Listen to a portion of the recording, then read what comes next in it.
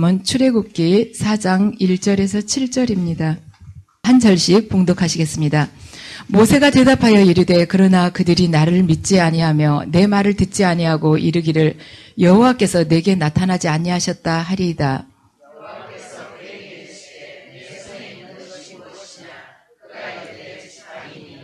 여호와께서 이르시되 그것을 땅에 던지라 하시매 곧 땅에 던지니 그것이 뱀이 된지라. 모세가 뱀 앞에서 피하매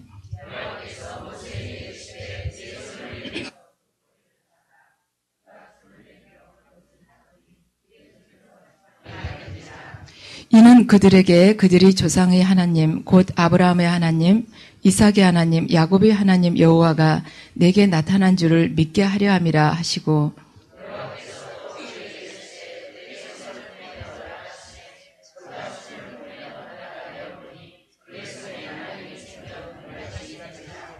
이르시되 내 손을 다시 품에 넣으라 하시매 그가 다시 손을 품에 넣었다가 내어보니 그의 손이 본래의 살로 되돌아왔더라.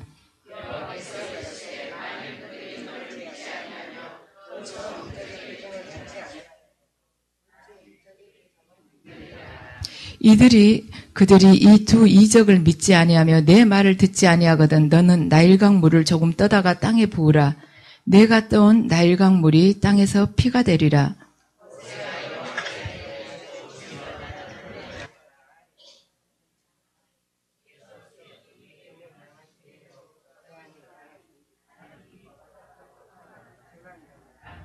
여호와께서 그에게 이르시되 누가 사람의 입을 지었느냐 누가 말 못하는 자나 못 듣는 자나 눈 밝은 자나 맹인이 되게 하였느냐 나 여호와가 아니냐.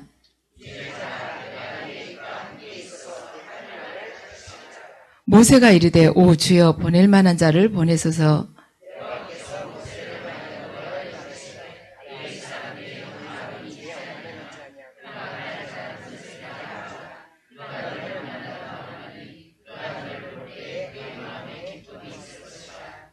너는 그에게 말하고 그의 입에 할 말을 주어라.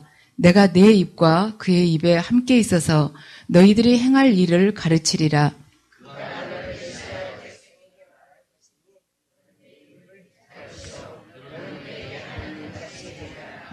너는 이 지팡이를 손에 잡고 이것으로 이적을 행할지니라. 아멘. 이 시간에는 모세가 사명을 받고 부르심을 받고 결국 떠나는 그 사건에 대해서 말씀을 드리겠습니다. 중학교 재학 중에 외상을 입어서 맹인이 된 강영우 박사가 본인의 그 책 도전과 기회에 써놓은 이야기입니다. 그가 맹인이 되어서 많은 고통을 받고 사회적인 편견과 말하자면 차별을 극복하고서 미국 백악관의 장애인 차관복의 자리에까지 오르게 됐습니다. 그는 맹인으로서는 한국에서는 처음으로 박사학위를 받은 사람이죠. 그가 이 도전과 기회에 써놓은 이야기를 보면 지금은 성장해서 듀크 대학에서 안과 전문의로 있는 그 아들이 했었던 이야기를 적어놓은 것이 있습니다. 아침 식사를 할 때 항상 그 가족들이 돌아가면서 기도를 하고 식사를 하게 되는데 그날은 그 3살 박이 그 아들이 기도를 할 차례가 됐습니다. 그래서 그 아들이 기도를 하는데 뭐라고 기도를 하냐면 하나님, 저희 아버지도 눈 좀 떠서 저하고 야구도 하고 운전도 하고 세발 자전거도 좀 탈 수 있게 해주세요 하고 기도를 하는 것입니다. 그러니까 말하자면 강영우 박사가 그 이야기를 들을 때 얼마나 가슴이 찢어지겠습니까? 아들한테 내가 언젠가는 곧 눈을 뜨게 될 거다 하고 거짓말을 할 수도 없는 이 상황에서 굉장히 절망감에 사로잡혔습니다. 나는 이렇게 맹인이지만 내 아들만큼은 이렇게 밝게 씩씩하게 자라게 해주고 싶은데 저 아들이 마음에 나 때문에 그늘이 졌구나 하고 생각하니까 굉장히 가슴이 아픈 거예요. 그러는 중 곰곰이 생각을 해보다가 이렇게 하면은 저 아이가 변화될 수 있지 않을까 하고 그날부터 이 강영우 박사가 새로운 것을 시작을 했습니다. 밤에 잠들기 전에 아들에게 성경을 읽어주는 것입니다. 그리고 동화책도 읽어주었습니다. 그런데 불을 끄고 읽어준 것이에요. 불을 끄고 성경과 동화책을 읽어주는데 그것이 점자 성경이고 점자 동화책입니다. 그러니까 깜깜하게 방에 불을 끄고 읽어주니까 아들은 이제 눈을 감고 아버지께서 들려주시는 그 성경과 동화책의 그 내용 이야기를 들으면서 그걸 귀로만 듣는 것이 아니라 마음으로 또한 가슴으로 많은 상상을 하면서 듣게 됐습니다. 그러면서 아버지가 그걸 다 읽어주고서 하는 이야기가 내가 야구나 말하자면 운전이나 세발자전거 타는 것은 너하고 함께 하지 못한다. 그렇지만 그것은 네 엄마가 해줄 수 있지 않느냐. 나는 이것을 해주려고 그런다. 바로 네 엄마가 해주지 못하는 것. 밤에 불을 깜깜하게 끄고서 성경도 읽어주고 또한 동화책도 들려주면서 네 가슴에 많은 상상의 나래를 펴면서 너가 마음껏 이 상상의 세계로 들어갈 수 있도록 내가 그 일을 해주마. 이것은 아빠만이 할 수 있는 일이란다 하고 아들에게 이야기를 해줬습니다. 그러니까 강영우 박사는 자기에게 있어서 취약한 그 장애를 장애의 그 요인의 효용을 아주 극대화시킨 본보기라고 볼 수가 있습니다. 그래서 우리는 자신을 객관화시켜서 내가 뭔가 남에 비해서 부족하다면 자기 비하를 하는 경향이 있는데 하나님께서는 그것을 원치 않으신다는 것입니다. 오늘 본문을 보면 하나님께서 모세를 부르시고 그에게 사명을 부여하시는데 모세가 뒷걸음질 치니까 모세에게 결단을 촉구하고 있는 내용입니다. 그래서 하나님께서는 불 가운데 모세에게 나타나셔서 당신께서 왜 그에게 나타나셨고 그에게 지금 무엇을 원하는지를 말씀을 하십니다. 그래서 그가 뒷걸음질 치니까 하나님께서 세 가지의 그 이적을 보여주십니다. 하지만 모세는 그것을 보고서도 자기는 애굽에 갈 수 없다고 그럽니다. 이유는 뭐냐면 자기가 말을 잘 못한다는 것입니다. 우리 어떻습니까? 뭔가 하나님께서 내게 사명을 주셨는데 그걸 거부하고 싶을 때 우리가 외적인 어떠한 이유를 이야기를 합니다. 그런데 꼭 그것만 있습니까? 다른 이유도 사실은 정말 깊은 것은 저 아래에 있지 않습니까? 드러내지 않을 뿐이죠. 지금 모세는 저는 말을 못하는데 제가 어떻게 가서 이 이스라엘 백성을 설득을 시키겠습니까? 하지만 모세 한편에는 하나님께는 직접 말씀을 안 드렸어도 저 사실은 애굽에서 사람 죽이고 도망쳐온 사람입니다. 갔다 하면 당장 붙들려서 이스라엘 백성 앞에 서기는커녕 깜빵에 가게 생겼습니다. 이게 한편에 또 있지 않겠습니까? 근데 하나님 앞에서 그 표현은 안 했죠. 모세는 자기가 말을 못한다고 끝까지 그걸 가지고 외적인 걸 가지고 하나님 앞에서 이야기를 합니다. 그런데 유대 전승에 의하면 모세가 사실 말이 둔했다고 합니다. 그러니까 수는 발음을 못했대요. 수는 발음이라는 것은 프, 브 이렇게 이런 거, 드, 무 이런 발음을 잘 못했답니다. 그러니까 하나님께서는 모세가 이제 발음을 잘 못한다고 하니까 너가 이러이러하게 가거라. 그리고 내가 어떻게 해주마 하고 납득할 만한 그러한 이유를 다 이야기를 해줘요. 설명을 해주시지만 모세는 못한다고 버티니까 결국에는 하나님께서 화를 확 내십니다. 너 형이 있지 않냐고. 그러면서 너 입을 지은 이도 나고 뭐라자면 네가 말이 서툴러도 내가 책임질 건데 왜 너가 그걸 가지고 물고 늘어지느냐. 가거라 하고 말씀하시는 것입니다. 근데 모세로서는 굉장히 어렵습니다. 자기가 말을 유창하게 잘해도 저 고집센 이스라엘 백성들이 쉽게 나오지 않을 것 같은데 이 서투른 말로 가서 그들을 어떻게 설득을 시켜서 그 수백만 명을 끌고 나오느냐. 자기는 두 이스라엘 백성이 싸우는 것을 말리다가 도망쳐 나온 사람 그 한 명도 해보지 못하고 도망쳐 나왔는데 수백만 명을 어떻게 끌고 나올 것이냐 하는데 하나님께서는 놔두고 모든 것을 나에게 맡기고 가라고 그러십니다. 하나님께서는 모세가 자기 언어상의 문제가 있다고 이야기를 하니 하나님께 말씀을 드리니까 모세의 언어, 모세의 입을 고쳐주시지 않았습니다. 하나님께서는 모세가 입이 풀리고 혀가 부드럽게 잘 돌아가도록 해주시는 것이 아니고 그 입이며 혀며 만드신 분이 바로 하나님, 나 여호와다.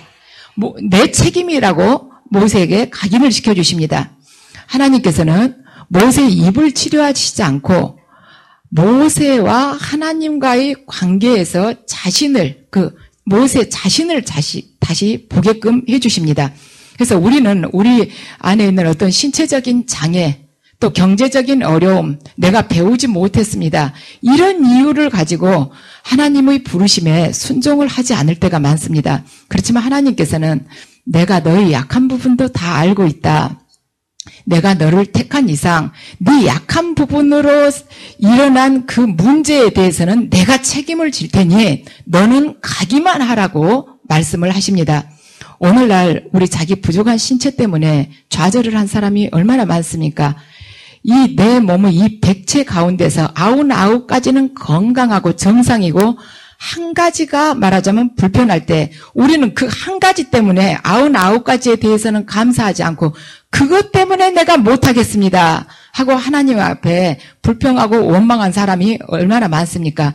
그렇지만 우리는 하나님 앞에서 말하자면 시각장애인은 시각장애인대로, 벙어리는 벙어리대로 하나님의 뜻대로 사용되어져야 됩니다.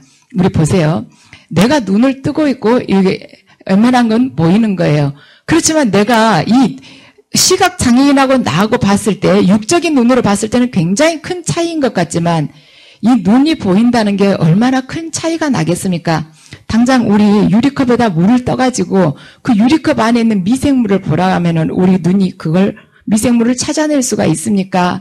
아니면은 당장 내 등을 보라 그래도 볼 수가 있습니까? 내 여기 머리 뒤쪽을 보라 해도 볼 수가 있습니까? 내 몸에 있는 이 뱃속을 들여보다 보라 해서 내 몸이지만도 내 눈으로 내 뱃속 들여다볼 수가 있습니까? 또한 하늘에 떠 있는 태양을 눈으로 한번 직접 보라면 우리 볼 수 있습니까? 그래서 인간의 이 육신이라는 것은 한계가 있다는 것입니다. 또한 귀가 들리지 않는 청각장애인하고 우리하고 많은 차이가 있는 것 같지만 우리 말하자면 선풍기 돌아가는 소리는 들을 수 있어요. 그렇지만 그보다 더 큰 소리, 지구가 자전하는 그 소리 우리가 들을 수 있습니까? 못 듣지 않습니까? 우리 아무리 작은 소리, 잠자리가 날갯짓하는 소리를 아무리 옆에 가서 들으려고 해도 들을 수 있습니까? 이렇게 인간의 육신적인 기능이라는 것, 또한 정신적인 능력이라는 것은 아무리 월등하다고 해도 한계가 있습니다. 그래서 하나님 보시기에는 장애인이나 정상이나 다 도토리 키재기이십니다. 왜냐하면 전능자 앞에서는 우리는 다 그게 그거예요. 시력 0.1이나 2.0이나 다 거기서 거기인 것입니다. 그러니까 부르시면 그다 바로 아멘하고 순종하는 것만이 우리가 해야 될 것이라는 것입니다.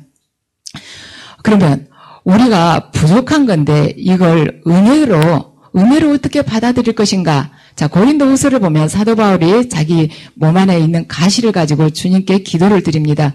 이것을 없애달라고. 너무나도 고통스럽고 사역하는데 힘이 든다고. 그렇지만 주님은 뭐라고 그러십니까?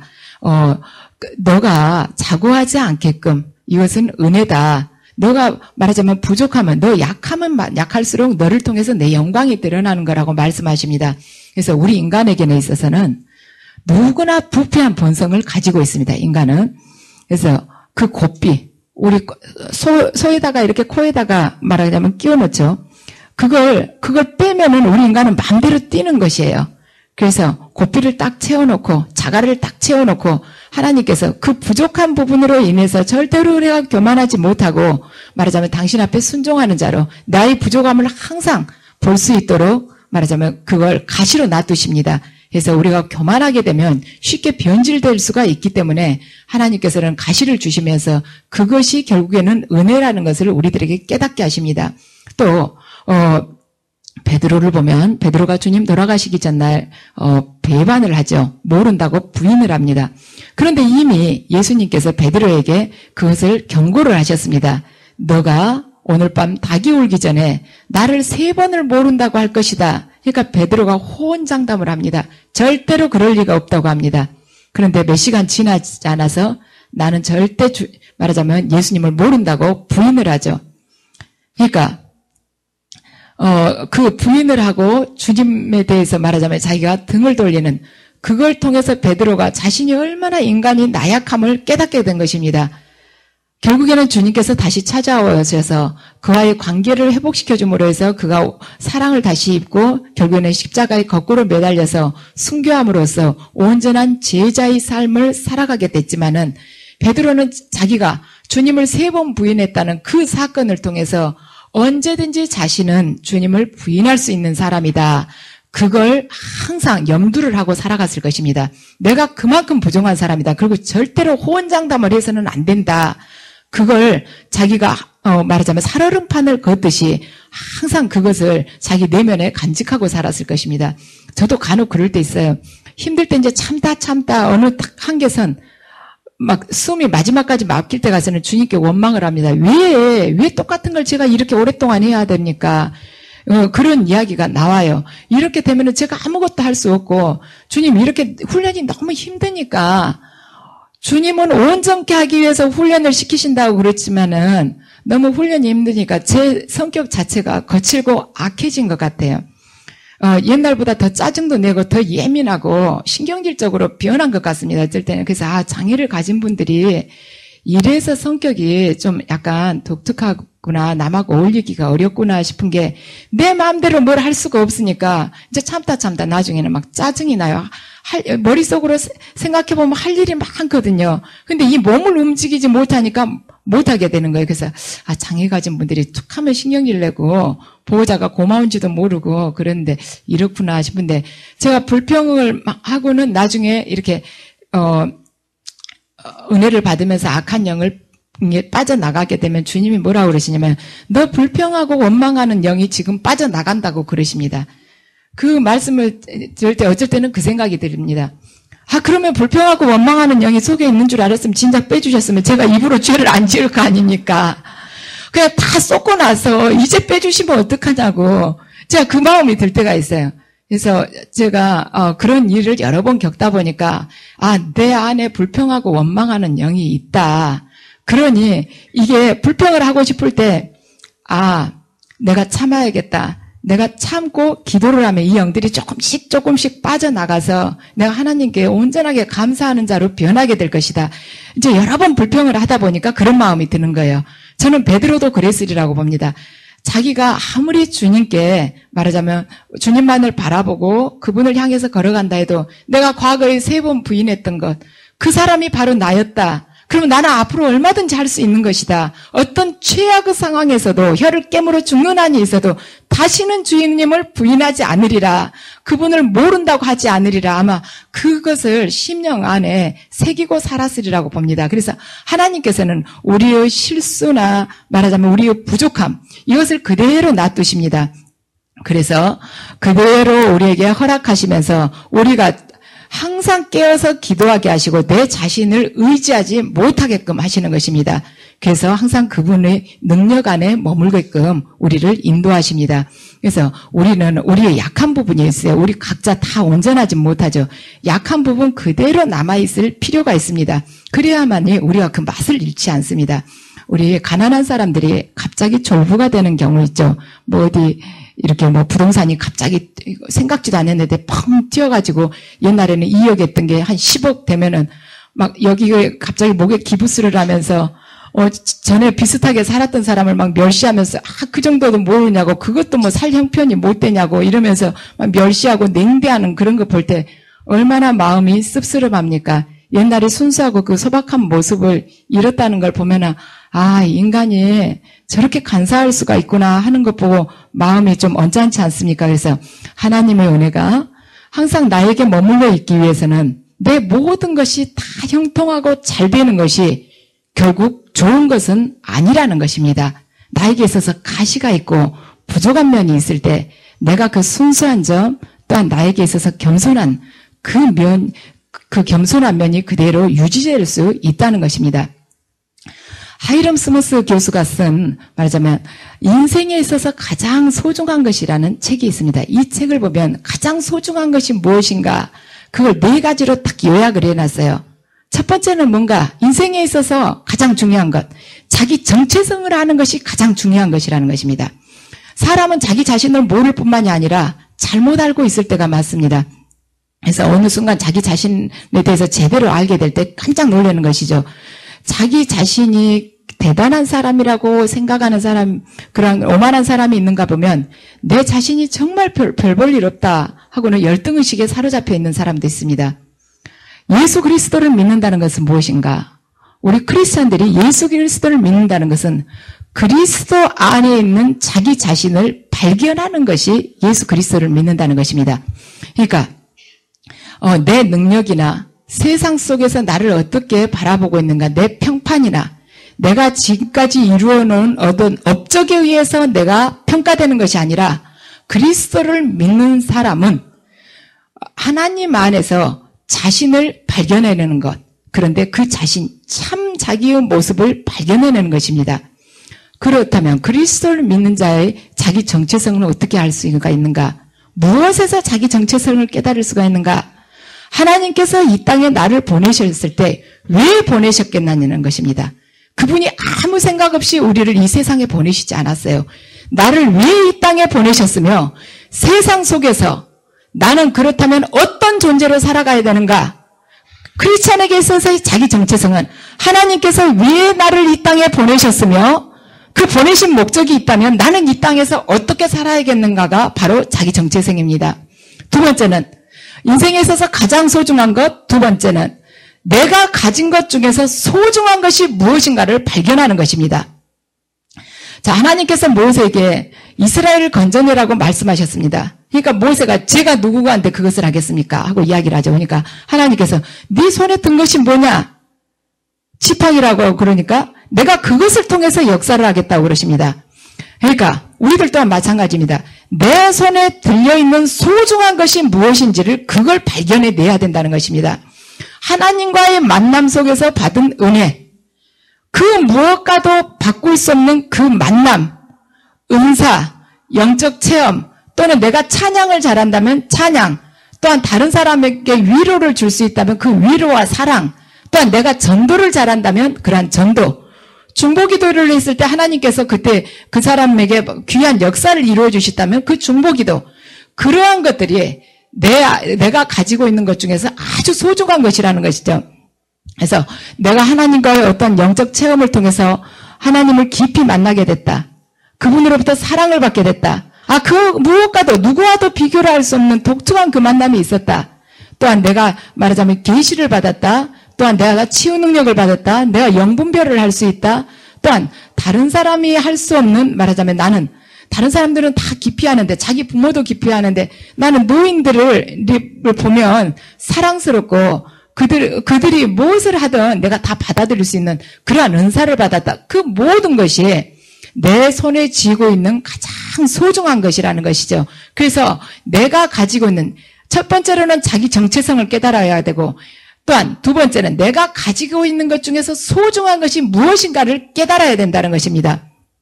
그렇다면 세 번째는 그 소중한 것을 행하라는 것입니다. 우리는 내가 갖지 않는, 할 수 없는 것을 해달라고 막 기도할 것이 아니라 내가 가지고 있는 그 소중한 것을 최대한 극대화하라는 거예요. 강영우 박사처럼 자기가 눈이 어둡지 않습니까?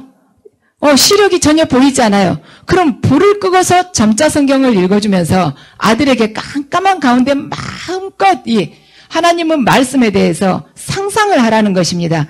내가 가지고 있는 단점도 극대화시키고 장점도 극대화시키는 그 자가 바로 지혜로운 자라는 것이죠. 그러면 그걸 극대화시키기 위해서는 어떻게 하느냐? 내가 가지고 있는 그 소중한 것을 극대화시키기 위해서는 덜 소중한 것을 버리라는 것이죠. 덜 소중한 것을 생략하라는 거예요. 우리는 모든 것을 다 먹을 수도 없고 다 가질 수도 없고 다 할 수도 없습니다. 오늘 하루는, 오늘 말하자면 10월 26일, 10월 26일에는 이거 10월 26일밖에 살 수가 없는 거예요. 10년 전에 26일을 살아갈 수가 없는 것입니다. 내가 할 수가 있는 것은 내가 가지고 있는 그 장점을 극대화시키는 것이다. 주님께서 나에게 주신 어떠한 장점이 있습니다. 달란트가 있습니다. 은사가 있습니다. 그것은 그걸 통해서 일을 하라고 주신 것입니다. 그러니까 내 식구들 기도해주고 내 식구들 계시받아보고 이러라고 하는 것이 아니에요. 세상을 위해서 선하게 쓰라고 주시는 것입니다. 그래서 하나님께서는 실수가 없으십니다. 어떤 분들은 누구 기도해줬는데 치유가 됐다고 그래요. 그 일 하라고 주신 것이에요. 그냥 한번 해보라고, 지나가면서 해보라고, 그것이 아닙니다. 근데 여러분들 영적 사역자로 불림받을 때 얼마나 거부하고 싶습니까? 나는 이제 교회 안에서는 끝났다. 나 예전부터 알았던 사람들하고는 완전히 이제는 다 담을 쌓고 살아야 된다. 얼마나 두렵습니까? 이 세상이라는 것으로부터 내가 고립된다는 거 많이 두렵죠. 그렇지만 세상을 두려워하지 마시기 바랍니다. 우리가 두려워해야 될 분은 딱 하나님 한 분뿐이십니다. 하나님만 두려워할 줄 알면 이 세상 그 무엇도 두렵지가 않습니다. 여러분들 여기서 영적 사역자로서 쓰임받으면서 훈련받고 쓰임받으면서 일하는 거 하나도 무서운 것이 아니에요. 제가 어제도 그 생각을 했습니다. 가장 귀한 것이다. 하나님으로부터 뜻을 받는 것. 이 지구 전체를 통틀어서 지구상에 있는 모든 돈, 모든 명예를 다 준다 해도 바꿀 수가 없는 것이다. 왜냐하면 이것은 얼마 안 있으면 다 쓰러질 것이거든요. 우리도 얼마 안 있으면 이 호흡마저 쓰러질 것입니다. 그러면 바로 그 영원하신 분을 만나야 되는 것입니다. 그분과 지금부터 교제를 이루면서 참 생명을 살아가는 것이 하나님 자녀로서의 누릴 수 있는 특권입니다. 자, 우리가 영적 사역을 하는 데 있어서 두렵죠. 가서 하나님 뜻이라고 말해가지고 미쳤다는 소리 들으면 어쩔까? 이건 아무것도 아니에요. 무슬림들이 아무튼 천지로 깔려있는 이슬람교 신자들이 많은 그곳에 가서 복음을 전하려고 하십시오. 그러면은 언제 어디선가 지도세도 모르게 어느 날 시신으로 발견되는 날이 있습니다. 북한이고 중국이고 와서 여러분들 복음 전하려고 해보세요. 얼마나 숨어 다녀야 됩니까? 하와이를 여행 가면 가이드가 꼭 첫 번째로 자랑하는 분이 있습니다. 다미안 신부를 자랑을 합니다. 하와이 그 모로카이 섬에 와가지고 이렇게 그 원주민들에게 복음을 전하러 들어갔는데 원주민들이 그를 배타적으로 대하는 거예요. 아유 건강하니까 우리한테 와서 동정하고 있다고 그를 끼워주지를 않습니다. 다미안 신부를. 그러니까 자기들하고 다르니까 말하자면 섞어주질 않는 것이죠. 그리고 복음을 전하려 해도 받아들여주지 않으니까 복음 전하기가 어려우니까 이 다미안 신부가 기도를 하죠. 주님 제가 나병에 걸릴 수 있도록 해달라고. 그래서 결국에는 그가 나병에 걸리게 됩니다. 그러니까 그 몰로카이 섬의 그 나병 환자들이 그를 그때 수용하고 받아들입니다. 결국에는 거기서 복음을 전하고 나병으로 인해서 죽게 되는데 여러분들 거기에 비하면 영적 사역자로 일하면서 나병 걸려 죽을 사람이 있습니까?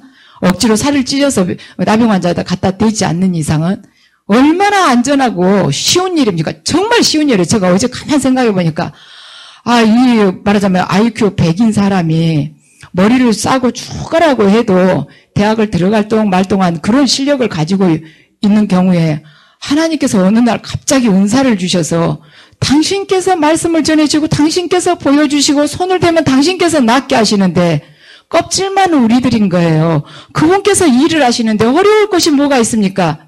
어렵다고 생각한 것은 내가 이 땅에서 인정을 받고 딴 사람들한테 사랑받고 괜찮은 사람이라고 어딘가에 수용되고 싶은데 그게 안 되니까 지금 힘들다고 하는 것입니다. 모세가 자기 말 못해서 애굽 못 간다는 게 실은 속으로는 나 살인범인데 가면 잡혀서 죽게 생겼는데 왜 보내려냐고 그거하고 똑같은 거예요. 그래서 내가 나에게 주어진 것, 그 소중한 것을 발견했으면 나머지 것들은 덜 소중한 것은 다 내려놓고 그 소중한 것을 향해서 목숨을 걸으라는 것입니다. 그래서 나에게 있어서 가장 선행돼야 될 것이 무엇인가 우선순위를 정하라는 것입니다. 그리고 첫 번째 우선순위에서 첫 번째에다 내 목숨을 걸으라는 것입니다. 그리고 네 번째는 소중히 여기는 것 외에도 바깥 세상이 있다는 것을 인정을 하라는 것입니다. 그러니까 내가 가진 사명만이 최고가 아니고 내가 가진 은사만이 최고가 아니고 다른 지체들에게도 하나님께서 귀한 역할과 사명을 주셨으니 그들도 인정하고 존중하면서 더불어 가서 그리스도의 몸을 이루라는 것이죠. 자, 하나님께서 모세를 통해서 애굽에 내린 재앙이 있습니다. 재앙이 10가지가 있죠. 10가지 중에서 네 번째 내린 재앙은 애굽 사람의 집집마다 파리떼가 들끓게 하는 것이에요. 도저히 못 견디게 하는 것입니다. 그런데 바로가 고집을 부리니까 하나님께서 애굽에 그 파리떼를 보내시죠. 그렇지만 이스라엘 사람들이 사는 고센 땅에는 파리가 한 마리도 들어오지 않게 지켜주십니다.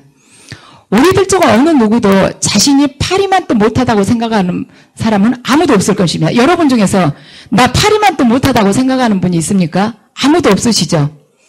그렇지만 혐오스러운 파리도 하나님 말씀에 순종을 할 때 그가 하나님의 도구로 쓰일 수 있었다는 것입니다.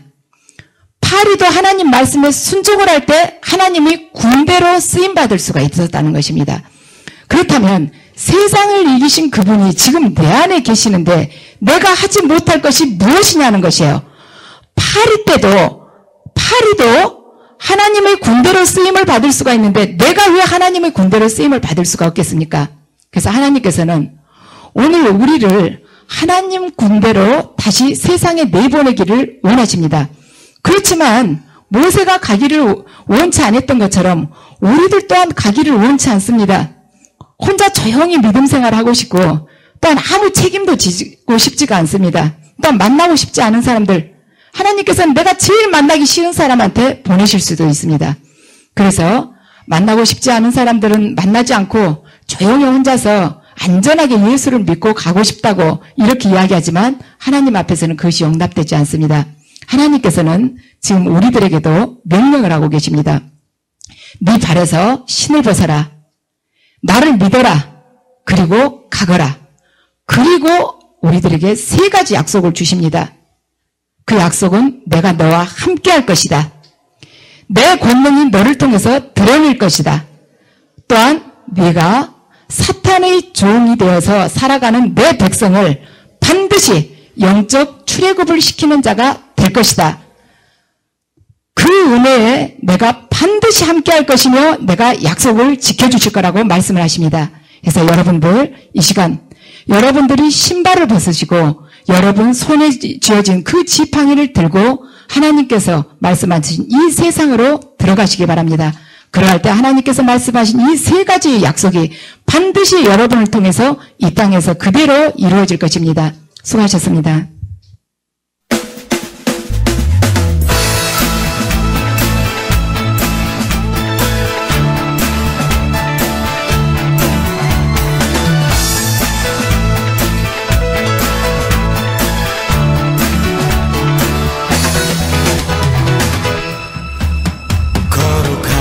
주 앞에 찬양 드리며. 안녕하세요. 저는 성령영성교회 박주명입니다. 저는 오늘 아주 기쁘고 설레이는 마음으로 여러분들에게 저희 교회와 기도원을 소개를 시켜드리고자 합니다. 지금 아마 이 영상을 보고 계시는 분들 중에서 분명히 저희 교회나 기도원을 통해서 하나님께서 직접 만나주시고 또 그 삶을 완전히 변화시켜 주시려고 예비해 두신 분들이 있을 거라고 생각을 합니다. 하나님을 믿는다고 하면서도 삶의 기쁨이 없고 또 항상 영적으로 갈급함을 느끼신다면 저희 교회에 오시면은 하나님께서 저희를 위해서 예비해 두신 길을 알 수가 있고 또 하나님이 주시는 위로를 아주 풍성하게 받을 수가 있습니다. 지금 하나님이 부르시는 음성을 마음으로 들으신다면은 저희 교회나 기도원을 꼭 한번 방문해보세요. 거룩하신 주 앞에 찬양 드리며 겸손히 무릎 꿇고 경배 드리. 예언은 성령께서 나누어 주시는 여러 가지 은사 중에 하나님의 뜻을 자녀들에게 전달하도록 주신 은사입니다. 예언 사역자는 교회의 덕을 세우는 데 쓰임을 받습니다. 사랑하는 딸아, 네가 한없이 내 앞에 달려오는 모습이 아름답구나. 모든 것을 느끼게 될 것이다. 새로운 세계가 열리게 될 것이다. 그동안에 막연하게 바라보던 세상이 아니라 이제 나와 동행하고 내 나라를 온전히 전하는 생명을 전하는 그 자가 될 것이다. 네 안에 오늘 가득히 생명을 품노라. 이런 예언 사역을 통해서 성도들은 우리 삶을 섬세하게 돌아보시는 하나님의 사랑뿐 아니라 우리 삶의 걸음마다 늘 인도하시고 또 동행하시는 하나님의 은혜를 체험합니다. 각종 인터넷 포털 사이트에 검색어에 성령, 은사, 예언 이런 검색어로 검색을 하게 되었고요. 서모세 목사님께서 그 말씀하신 동영상을 보게 되었고요. 동영상을 보면서 제가 느낀 것은 이곳에 일어나는 각종 주님의 강력한 임재와 기름 부음을 보고 깜짝 놀랐습니다. 이곳은 치유, 예언, 통변, 각종 기름 부음이 일어나는 정말 주님이 살아계시고 주님의 뜻을 전하는 그런 곳이 알게 되었어요. 그래서 충주 기도원을 가게 되었죠. 목사님께서 저에게 하시는 예언을 듣게 되었습니다. 근데 저는 제가 평상시에 부르짖고 했던 그런 기도 제목이 제 예언을 할 때 통변을 통해서 나왔습니다. 저는 그 말씀을 듣고 어떻게 제 마음속에 했던 기도가 그렇게 통변에 나올 수 있을까 해서 깜짝 놀랐고 눈물을 흘리지 않을 수 없었습니다. 그래서 결심을 하게 되었죠. 바로 이곳이다. 그래서 저는 이곳에 4개월 동안 정말 주님의 뜻을 구하기를 원했고 눈물로 부르짖으면서 기도했습니다. 지금은 제가 묶였던 그런 문제들이 하나씩 풀려나고 있어서 정말 주님께 너무 감사드리고요. 여러분께도 우리 성령 영성을 꼭 오시기를 강력히 추천드립니다.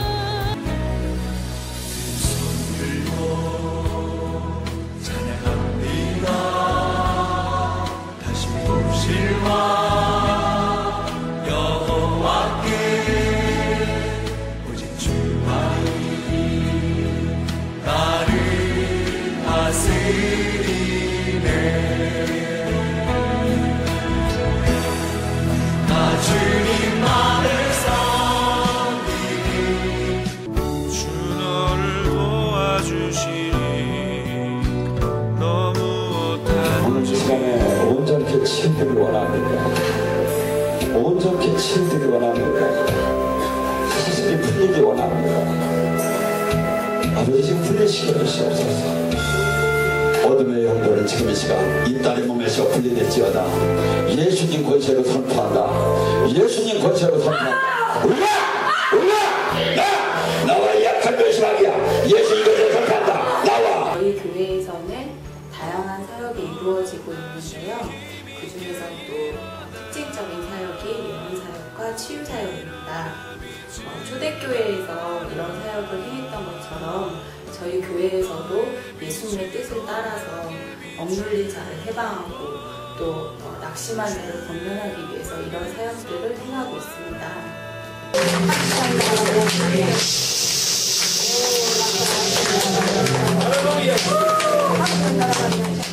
성령님의 역사하심을 통해서 어둠의 권세로부터 해방이 될 수 있고 또 하나님의 자녀로서 마땅히 누려야 될 축복들을 누릴 수가 있습니다. 어디 가든지 주 너를 도와주시니 너무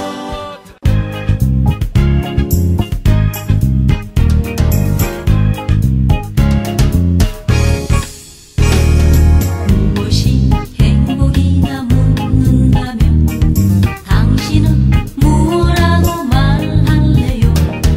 하나님을 찬양할 수 있다는 것, 이것이 인생의 자명복이죠. 성령님께서 임재하시는 이곳에서 기도 훈련을 받고 영이 조금씩 열려가고 새로운 영적 체험을 겪어가면서 그런 과정 속에서 믿음이 점차적으로 성장하고 성경의 말씀들이 머리가 아닌 가슴으로 더 깊게 깨달아가고 있습니다.